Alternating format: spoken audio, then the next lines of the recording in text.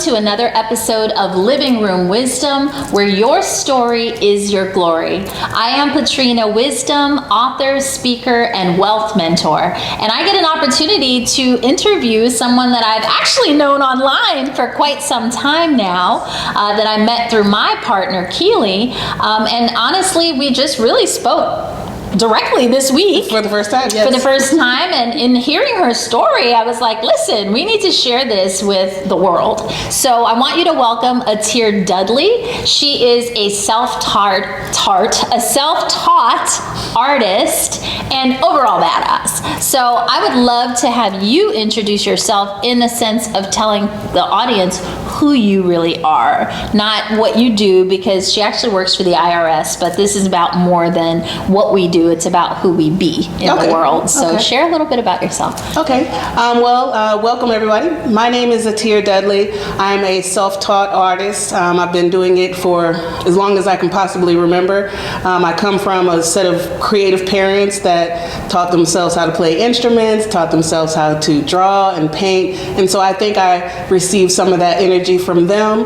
I make jewelry, I paint, I love photography, basically anything creative. If I can get my hands on it, then I like to create, and I like to share that gift with people, and make things that are personalized, cater to who someone is, if it's their home or their own personal adornment, and just share that gift with the world. Also, I do like to promote self-confidence and belief in oneself, regardless of what your exterior beauty may be and what the society's concept of beauty is. And so I do try to promote that as well, with my own personal blog that I'm working on. So I'm in the beginning stages of that. So that's pretty much my story right now, aside from, as you said, what I do for my career, but that's where my passion lies. Yeah, that's amazing, because you have to have an outlet. And so I'm interested to find out, what is art to you? Like, what role does that play in your world and within your being? To me, art is a form of self-expression, which I know a lot of people already think that anyway. But when you're actually in the process of creating it, it's very different than going and buying it. Yes, you're buying it so that you can accentuate your outfit or because it looks good on the wall above your bed or whatever. Right. But when you're actually creating something, there's a lot of thought that goes into it, actually. Sometimes when I'm painting or when I'm drawing, it's because of whatever I'm personally going through in life. Yeah. And so instead of it being a straight line that comes out, it ends up being a curve, or it ends up being a splash, or it ends up being a swipe, and it just expresses, however I'm feeling at that moment. And the same thing can be said for my jewelry as well, if it's like something delicate versus something that is a little bit more of a conversation piece. So it's definitely all about self-expression, for sure. And I appreciate you for sharing that part, because I know that there are so many therapies that are based in the arts. When my husband passed, I started a nonprofit called Hands of Comfort, and we actually utilized art therapy to help people through their emotional distress so that they wouldn't become, suicidal and things of that nature. So I know there's so many different modalities out there, and even for myself, a way to separate my brain and turn my brain off will be, I've never considered myself artistic, but coloring books. Actually, my partner started teaching me how to make jewelry, so some of the beaded jewelry. But I do notice that it's a way of really connecting with yourself, but also connecting with spirit in a sense. Yeah. And so it sounds like it's the same for you. And so your jewelry, your art, all of these creations that you make, would you say that that's kind of channeled through? Yes, I can agree with that totally. When I first, many years ago, I did have a website when I was really hardcore into my jewelry line and my art and creating. Hopefully I wanted to have my own boutique, and I'm going to get back to that, moving forward. That's not a goal that I've let go of, so that's still something that I want. But the name of my line is Oshun, and if you are familiar with Oshun, yes, she's a Yoruba goddess, and you do worship worship her or honor her by, the way you adorn yourself and your home and everything. And so, yeah, it definitely is a inner connection and a higher spirituality connection that comes when you do create. And like you said, it is definitely something that can be used and has been used for mental therapy. I know a lot of people have heard of Bob Ross, like back in the day. A lot of people don't know that he actually got into art because he was getting therapy. And they recommended that for him, and he actually ended up being really good at it. Yeah. And so, it definitely does go into a lot of different areas other than the surface that, oh, it's pretty, Right, absolutely. And what do you feel about the narrative of the broke artist? Do you have anything to contribute there, right? Because I think a lot of people run from artistry because the programming has told us that it's not going to be lucrative, right? Yeah. Or that it's not a real career. And so what would you say to that? I will say that there is a lot of truth in that. Just Can to be, be. Yeah, there can be. The phrase "the starving artist," that's not to be taken lightly. And in fact, that's part of the reason why I had to step away from it, because the type of jewelry that I like to create is actually pretty expensive. And so if you really get into it and you're really dedicating yourself to it, it can become a pretty big financial burden if you don't have other sources of income.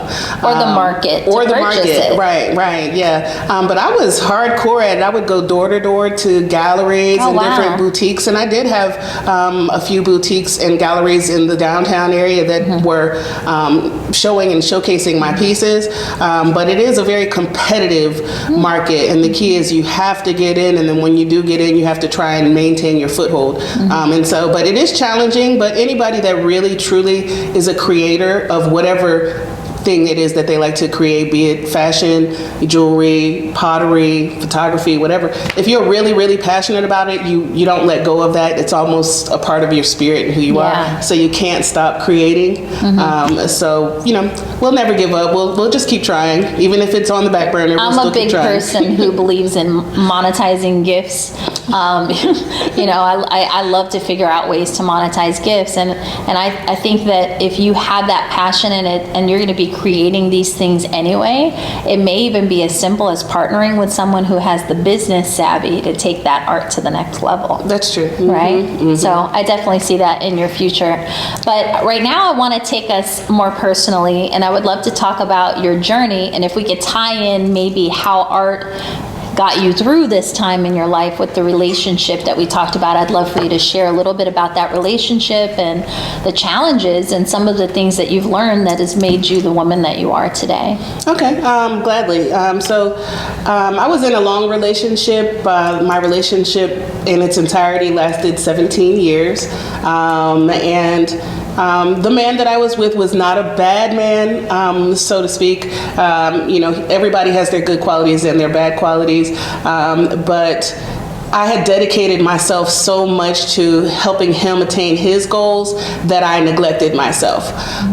We had a commercial cleaning company that was up and going for a good 11 years out of that time frame we were together. And I would create and I would paint, and he would try and do his best to support me, but I neglected myself. I did neglect myself for a large Which women bit often do. Right, yes, because having a commercial cleaning company and you are the main people actually working it as well takes a lot of time out of your schedule.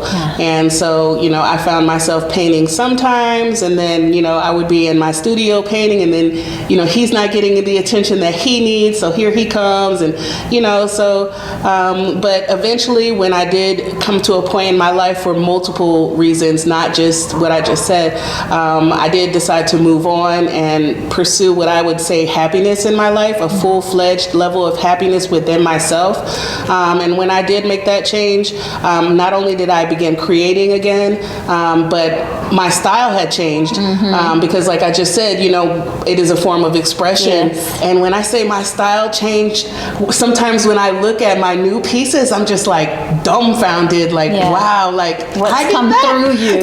Like right? That's mine, So I'm definitely in a different place now. And I just want to use that gift that I have, a God-given gift, to be able to to share with people, you know, even if it's not something that I receive money back for. I do like to share it in the form of a gift sometimes too as well. But I just want to share with people and just let them be able to feel something from it in the same sense that I do. I would love to see you monetize it. I'm just going to say it because here's the reason, because we need to break that broke artist stereotype. My children are all artists, and so, you know, they need examples, specifically women too, right? But all people who are artists, they need to have that permission, and they need to see examples of successful artists in the world, because I think artists make the world go round, honestly. I agree.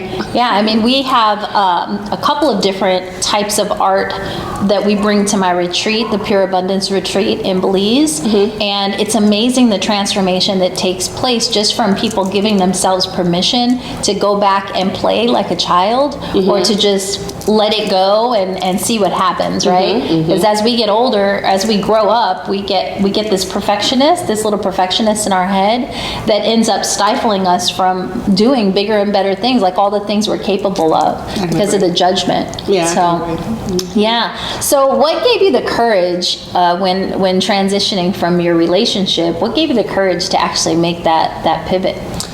I would have to say God. Honestly, I would have to say God, because throughout 2015, I had different ideas in my head, and I would have to say truthfully that Instagram did help in a large way. I was looking at Instagram, and I would see different women that I could relate to that were having weight loss journeys, that were, you know, focusing on their career, or that were making beautiful things, and somewhere in there I was inspired. And then I would have to say that God woke something up in me, because the very first day in January 1st, 2016, a light switch just turned on.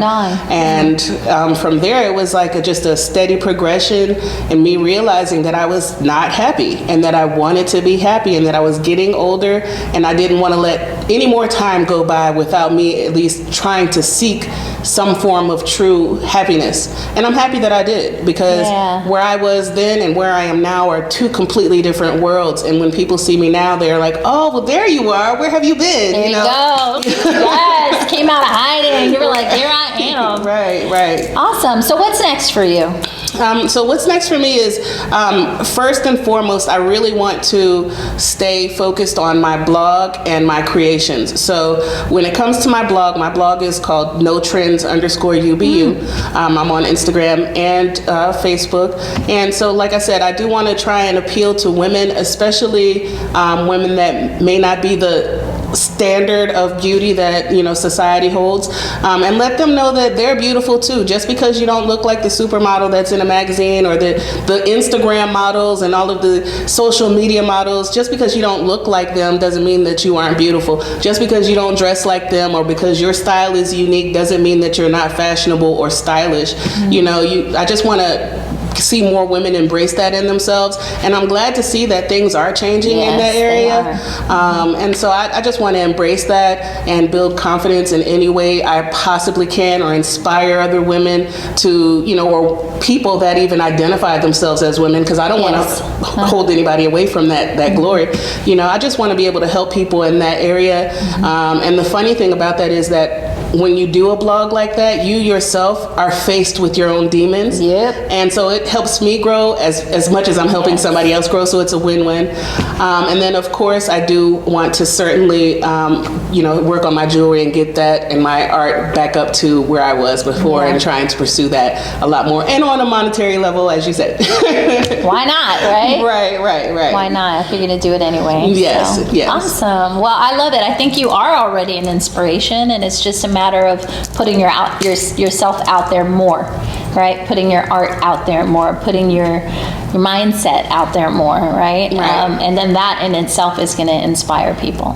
Thank you. Thank you so much for welcome. being here. This was awesome.